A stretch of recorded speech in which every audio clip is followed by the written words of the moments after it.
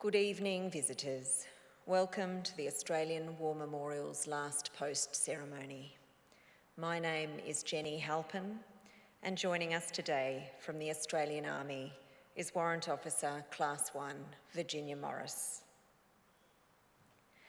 As part of the memorial's commemorations to mark the 80th anniversary of the end of the Second World War, this evening we commemorate the 80th anniversary of Japan's formal surrender, which took place in Tokyo Bay, Japan, aboard the American battleship USS Missouri. This was followed by further surrender ceremonies across Asia and the Pacific. Emperor Hirohito had announced Japan's acceptance of the Allies' terms and Japan's unconditional surrender on the 15th of August.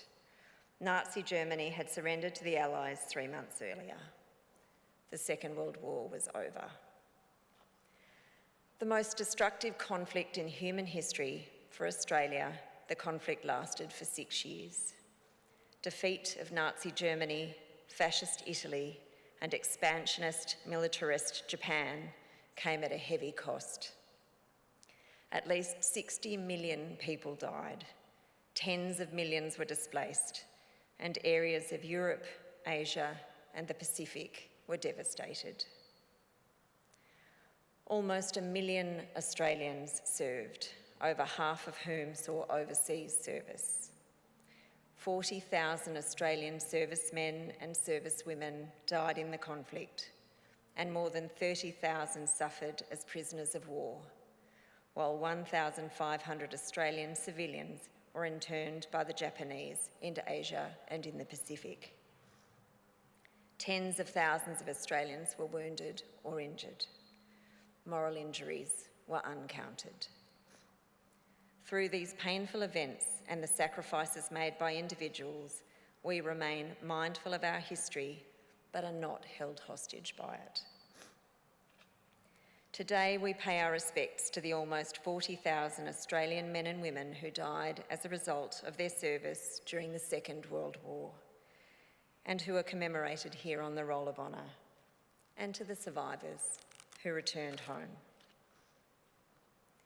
This evening, we warmly welcome Mr. Patrick Delgidis, Deputy President of the Returned and Services League of Australia ACT Branch, and Group Captain Ernie Walsh, President of the ACT Division of the Air Force Association.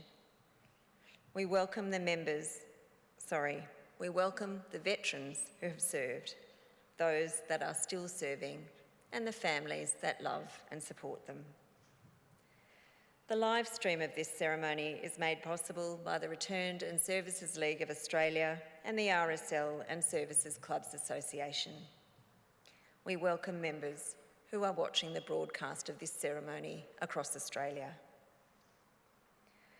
During this evening's ceremony, wreaths will be laid at the base of the Pool of Reflection by visitors to the memorial and students on behalf of Mount Magnet District High School visiting from Mount Magnet in Western Australia, and students on behalf of St Peter's Woodlands Grammar School from Glenelg, South Australia.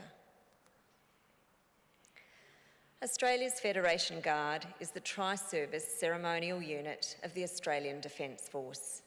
They provide a ceremonial presence at civil and military events and during visits to Australia by foreign dignitaries. The Guard will now dismount the catapult party from the tomb of the unknown Australian soldier.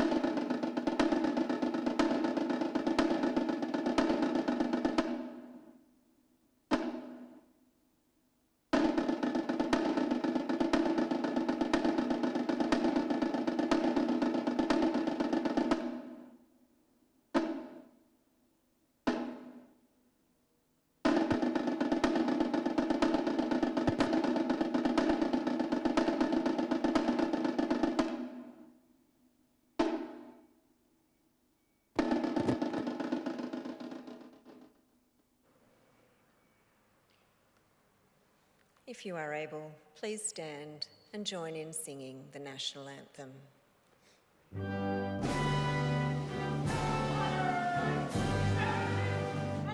Australians all left Young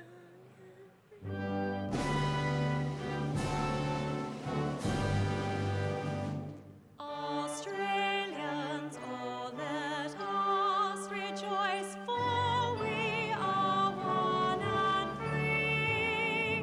With golden soil and wealth for toil, our home is got by sea. Our land abounds in nature's gifts of beauty, rich and rare. In history's page, let every stage advance Australia fair. In joyful strains, then let us sing, advance Australia fair.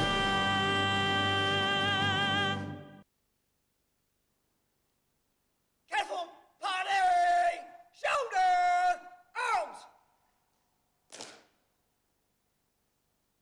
Careful, party! Order! Arms!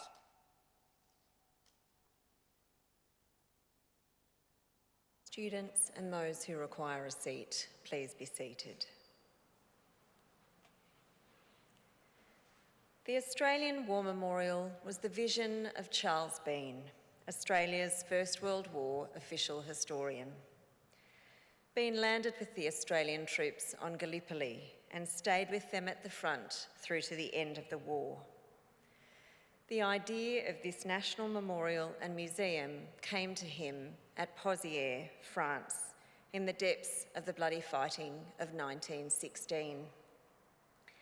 Bean's idea was that this would be a place where families and friends could mourn loved ones buried in faraway places.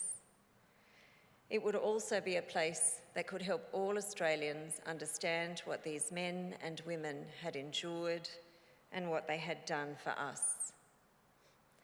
Bean's vision, to which we remain true, is best expressed as inscribed in the entrance to the memorial's galleries. Here is their spirit, in the heart of the land they loved, and here we guard the record which they themselves made. Tonight, we will read the story behind just one of those on the Roll of Honour, which lists the names of more than 103,000 men and women who have given their lives for us in war and on operations for more than a century. But first, we present a lament, Flowers of the Forest. Wreaths or floral tributes will now be laid at the base of the pool of reflection.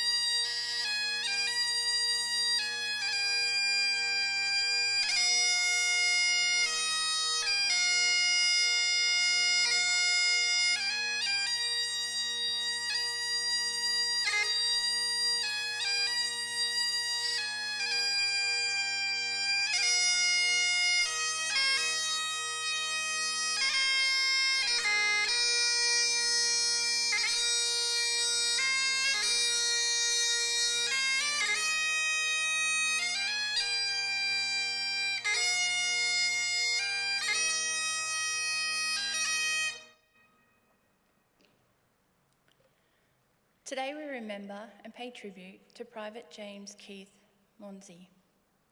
James Monzie was born in Northcote, Victoria on the 2nd of April 1915, one of 6 children born to Sydney Henry Monzie and his wife Flora Jane Groom.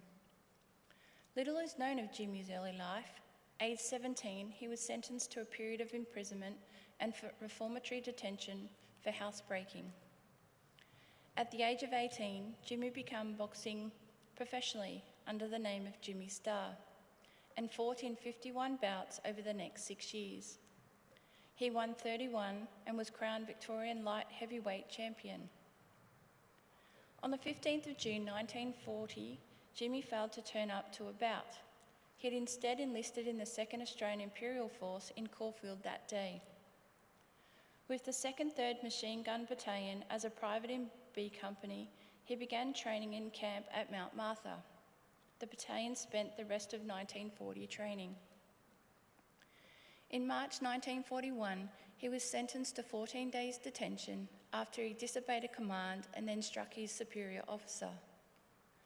On the 10th of April 1941, he sailed with the rest of the Machine Gun Battalion to Egypt. In mid-May, the battalion travelled to Palestine, where it joined the 7th Division in preparing to invade Syria against the Vichy French. Although Syria was a short campaign, the machine gunners saw extensive service throughout June and the first half of July. After the Vichy French surrendered on the 11th of July, the battalion spent the rest of the year in Syria as part of the occupation force. During the campaign in Syria, Jimmy remained with his battalion, except for a brief period in hospital to be treated for sores. On the 31st of January 1942, Jimmy left the Middle East and with other members of the 2nd 3rd Machine Gun Battalion landed at Batavia in Java on the 18th of February 1942. In Southeast Asia, the situation for the Allies was dire by mid-February. After the bombing of Pearl Harbor in December 1941, Japanese forces had swept through the Pacific. New Britain fell to the Japanese on the 23rd of January 1942, and Singapore surrendered on the 15th of February. By the end of February, in the region, only Java remained unoccupied. The defensive force made up of Dutch colonial, British, Australian and American forces was unable to push the Japanese forces that attacked Java in early March. When the Allies surrendered to the Japanese on the 8th, over 2,700 Australians became prisoners of war, including Private Jimmy Monzie. For the next 3 years, Jimmy and his fellow survivors were used by the Japanese as forced labour. Most of them worked on the Thai-Burma Railway and were kept in prison camps. Jimmy Monzie was recovered from Changi camp on Singapore on the 5th of September 1945, 3.5 years after he was captured. He was brought back to Australia and spent the next 5 months receiving medical treatment outside Brisbane. Like many survivors, Jimmy was permanently disabled by his time as a prisoner of war. Medical officers diagnosed him with digestive, muscular and spinal issues caused by the lasting effects of his time in Changi. He was formally discharged from the Army on the 12th of February 1946. Despite his conditions, Jimmy attempted to return as best as he could to pre-war life. He married a woman named Gertrude in late 1946, and together the couple moved to Pascoe Vale South in Melbourne. Their daughter Beverly was born soon after their marriage. But his health only worsened. He died of heart failure caused by complications from his time as a prisoner of war on the 4th of March 1947. He was 31 years old. The next day, his family inserted short death notices in the local newspaper, all containing the short commemorative note, "At rest." Jimmy's remains were buried in Preston General Cemetery. His name is also listed on the Roll of Honour on my left, among almost 40,000 Australians who died while serving in the Second World War. His photograph is displayed today beside the Pool of Reflection. This is but one of many stories of service and sacrifice told here at the Australian War Memorial. We now remember Private James Keith Monzie, who gave his life for us, for our freedoms, and in the hope of a better world.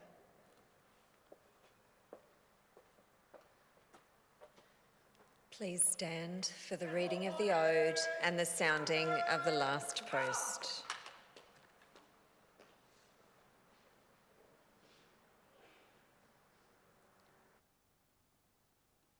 They shall grow not old as we that are left grow old. Age shall not weary them, nor the years condemn. At the going down of the sun and in the morning we will remember them. Careful, party! Present arms!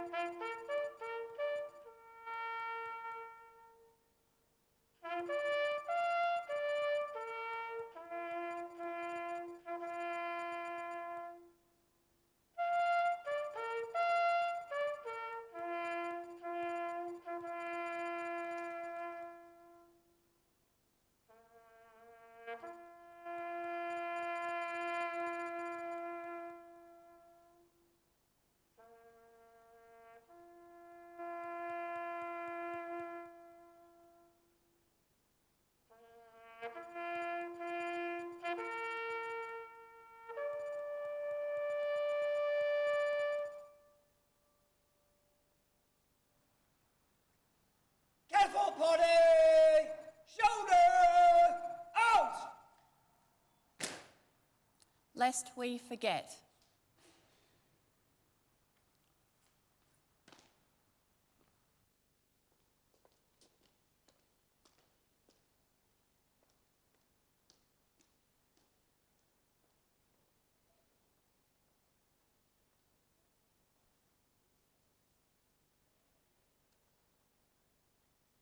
Careful, party!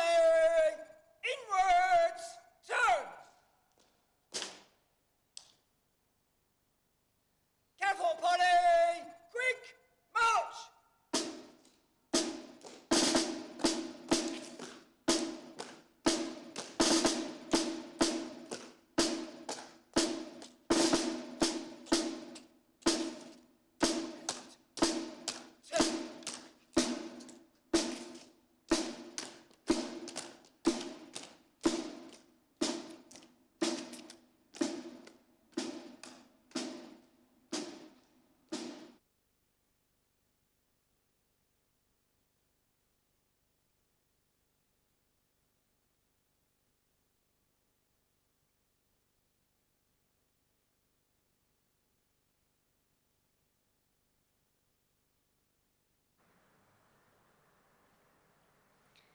We leave you this evening with the words of the memorial's founder, Charles Bean. Many a man lying out there at Pozieres or in the low scrub at Gallipoli, with his poor, tired senses barely working through the fever of his brain, has thought in his last moments, well, it's over. But in Australia, they will be proud of this. Ladies and gentlemen, girls and boys, that concludes the last post ceremony. On behalf of our director, staff and volunteers, thank you for visiting the Australian War Memorial today. We wish you all a very pleasant evening.